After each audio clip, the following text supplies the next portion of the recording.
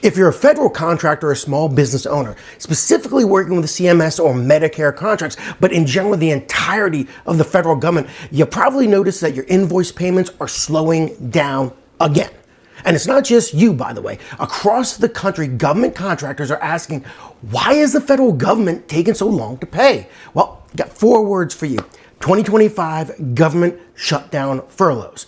And here's the part no one tells you. They might not be late at all, and they means the federal government not paying you.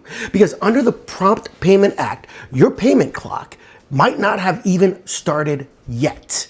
What's going on, you might ask? Well, here's what's really happening.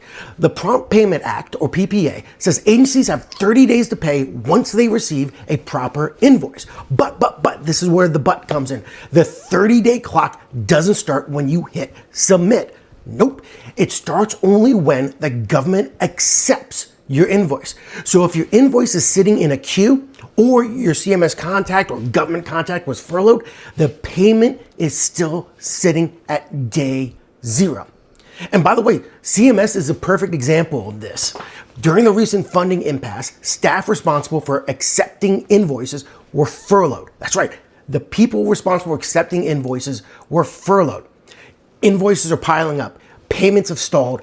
Contractors, many of them, by the way, which are small businesses, are left waiting, wondering why their net 30 had turned into a net 60. But under the law, those payments aren't technically late yet because acceptance hasn't been recorded. Now, CMS has recalled staff and lifted most payment holds, though there's a backlog that still remains, especially with contractors like Novitas still reviewing telehealth claims.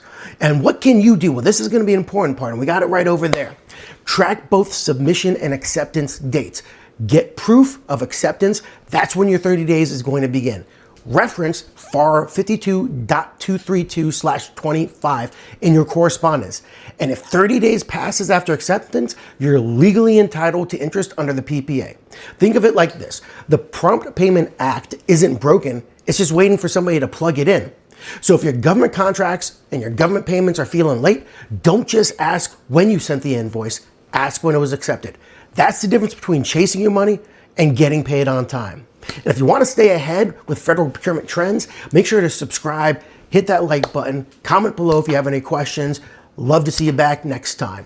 Remember, make sure you track everything you do to get paid.